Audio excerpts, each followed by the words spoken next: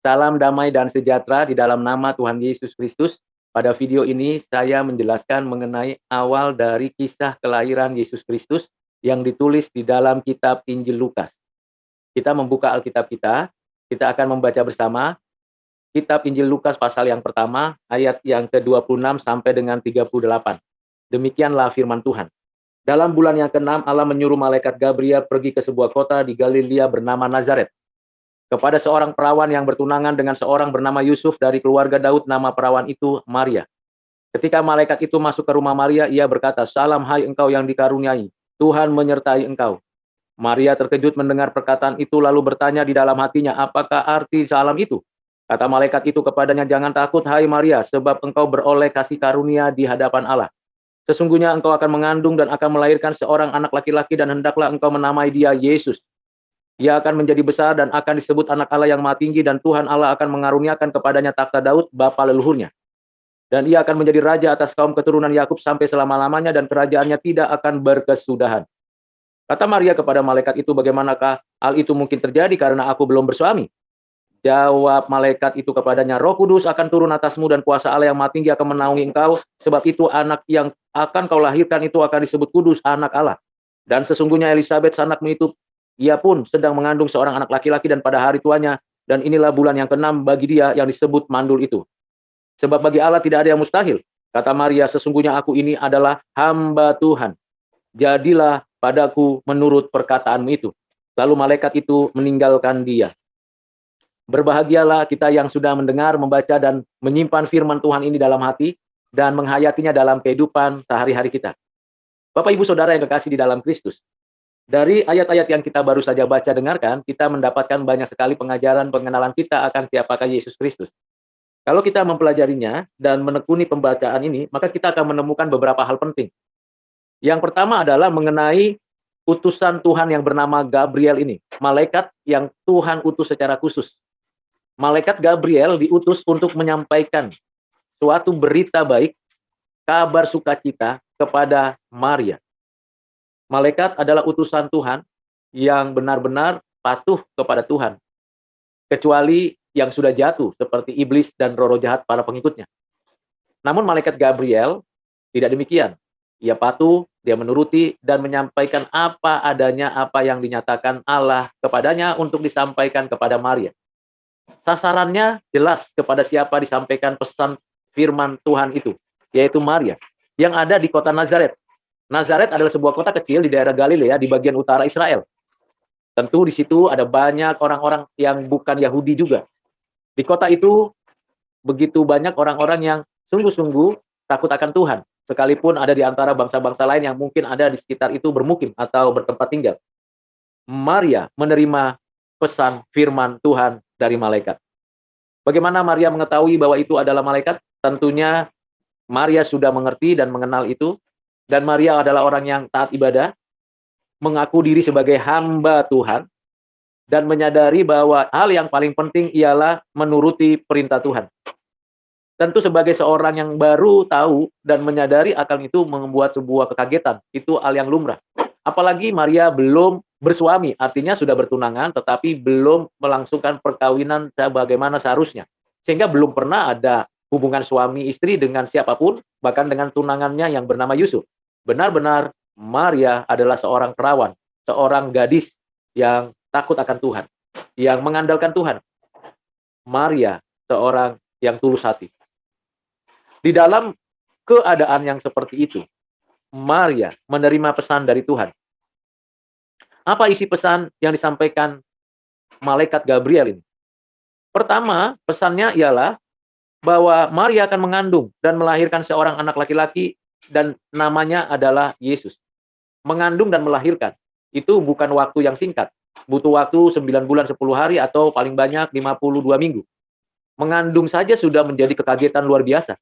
Karena bagaimana mungkin bisa terjadi konsepsi di rahim Maria, padahal Maria tidak melakukan hubungan suami istri.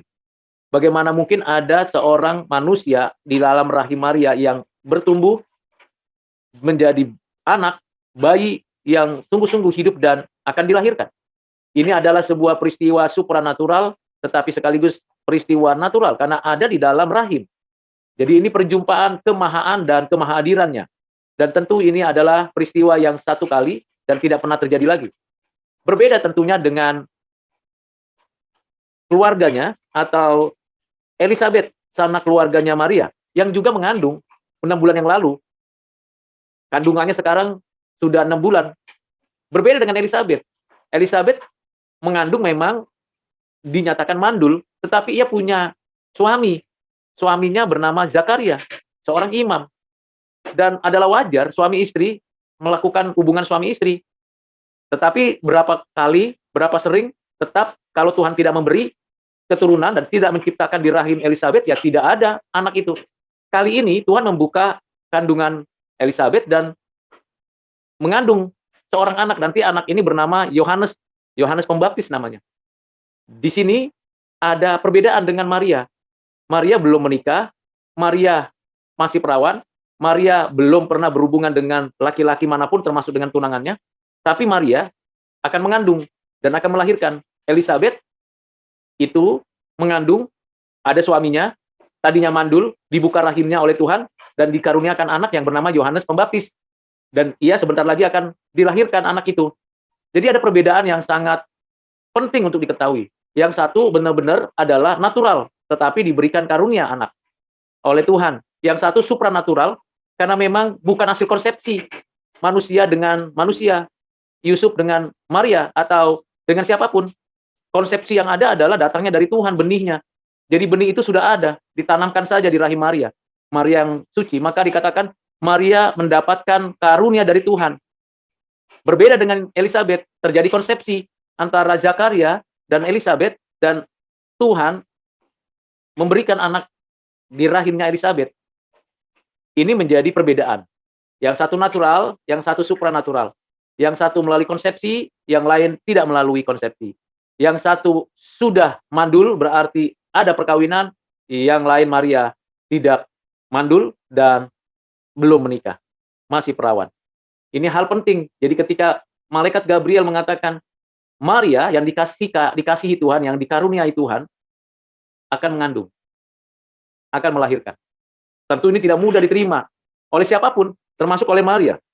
Tetapi malaikat itu mengatakan begini, bahwa anak itu yang bernama Yesus nantinya disebutkan, ia adalah anak Allah yang Maha Tinggi. Anak Allah yang Maha Tinggi, tapi ada di rahim Maria. Maria tahu betul bahwa itu adalah sesuatu yang tidak mungkin. Jadi yang Maha Tinggi ada di rahim Maria. Anak Allah yang Maha Tinggi ada di rahim Maria, itu menggambarkan bahwa ada suatu peristiwa yang sangat tidak mungkin terjadi di dalam jagat raya ini kecuali Tuhan yang mengadakan, yaitu inkarnasi. Anak Allah yang Maha Tinggi ada di rahim Maria, itu inkarnasi. Kemanusiaan Yesus itu dikaruniakan, ditambahkan pada pribadi anak Allah yang Maha Tinggi. Dan pribadi itu, anak itu namanya Yesus. Jadi di sini ada satu pribadi, tetapi dua natur, dua keberadaan yang menyatu, tidak terpisahkan, tidak bercampur, dan menyatu ini menjadi satu kesatuan. Dan tidak ada saling berganti posisi, tetapi satu, anak Allah yang Maha Tinggi dan ada pribadi yang ada kemanusiaannya. Dan Tuhan Allah akan mengaruniakan kepadanya takhta Daud dan bapa leluhurnya. Ini berbicara yang kedua adalah Maria, ketahuilah Yesus itu melanjutkan teokrasinya Daud, di mana Tuhanlah yang telah menetapkan sistem teokrasi melalui Daud kerajaan Israel itu, yang memang raja-rajanya setelah Daud banyak melakukan kejahatan di hadapan Tuhan dan bahkan terpecah menjadi utara dan selatan. Tetapi Yesus yang menerima itu dan meneruskan itu adalah raja yang sesungguhnya. Daud diberikan takhta oleh Tuhan untuk menjalankan kerajaan, mewakili kerajaan Allah, supaya ada damai, ada sejahtera, ada keadilan, ada sukacita, ada kesucian, ada kebaikan di sana.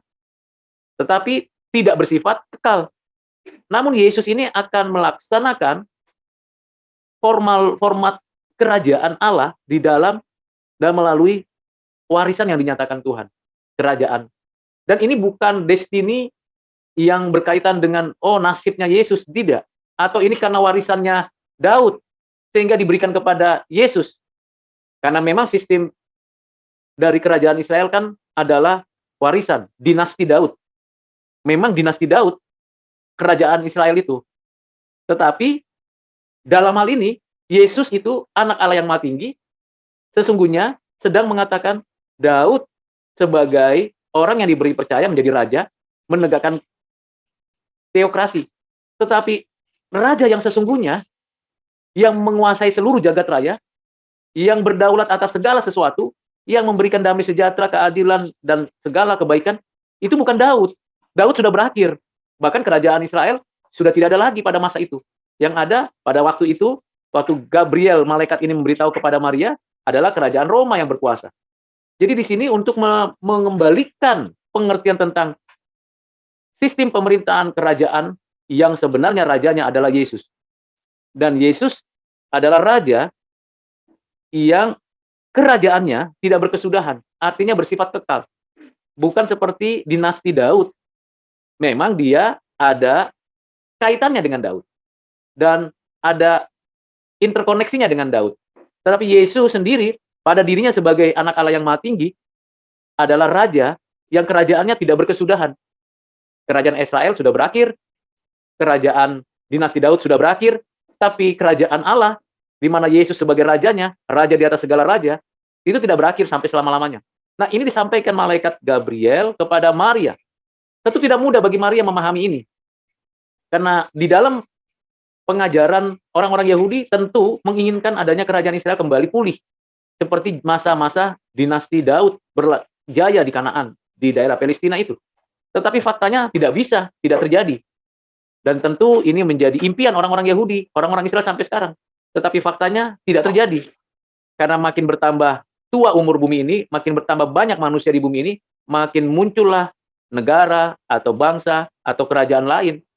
Jadi adalah tidak mungkin dan hanya kerajaan Israel yang menguasai. Jadi siapa yang menguasai seluruh bumi dan segala isinya dan alam semesta ini?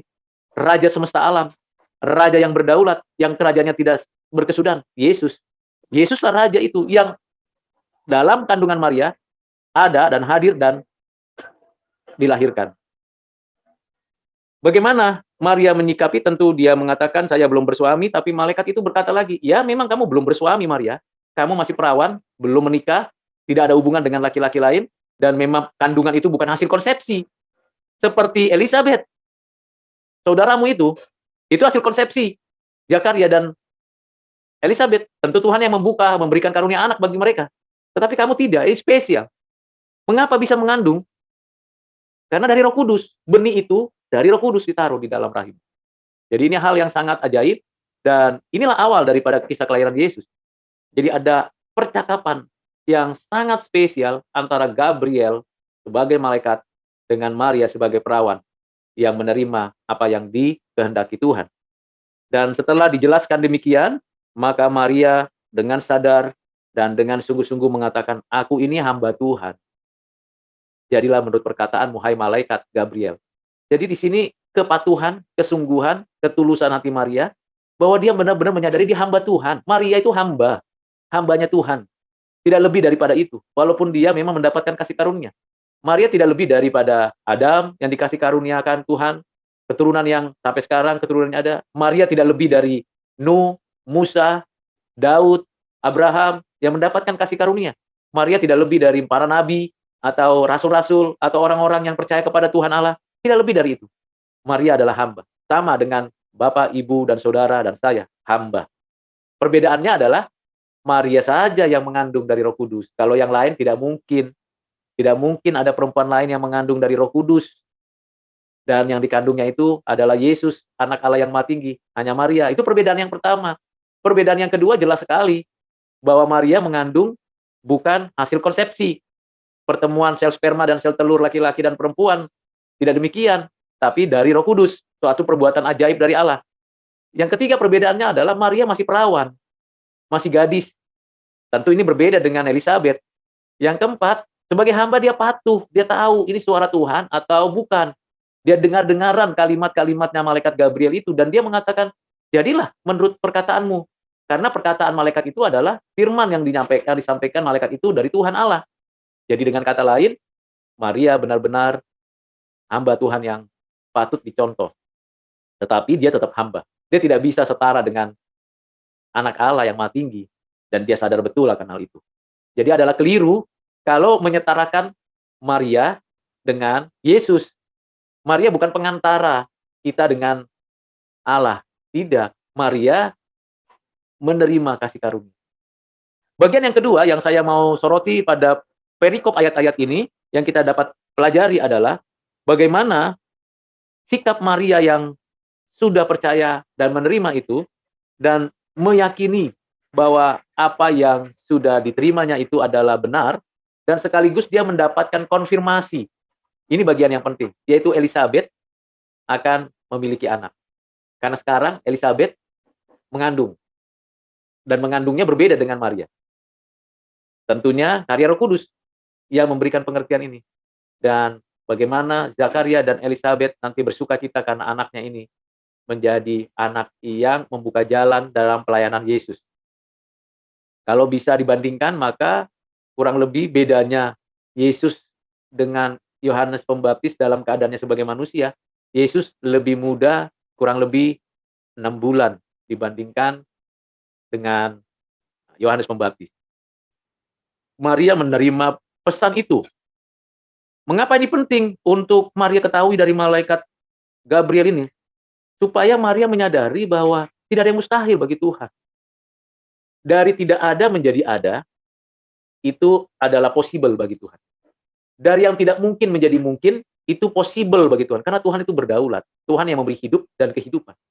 Karena itu, Bapak Ibu Saudara, kalau kita mengalami kesulitan dan kesusahan, mengalami kedukaan maupun kesedihan, mengalami hal-hal apapun itu yang impossible, bagi Tuhan itu possible. Bagaimana bagi Tuhan itu possible? Tuhan punya cara dan jalan yang ajaib. Bagian yang ketiga yang saya mau sampaikan adalah malaikat itu sendiri. Malaikat Gabriel tidak menambah, tidak mengurangi pesan Tuhan Allah. Dia juga adalah utusan Allah yang setia. Dia menyampaikan apa adanya. Gabriel, seorang malaikat, kalau bisa dikatakan seorang, itu menggambarkan satu individu. Bagaimana bisa berbicara kepada Maria? Apakah dia menjadi manusia? Apakah dia dalam wujud suara? Apakah dia dalam bentuk hologram? Atau memang seperti perjumpaan 3 malaikat atau 2 malaikat dengan Abraham pada kitab Kejadian pasal yang ke-18?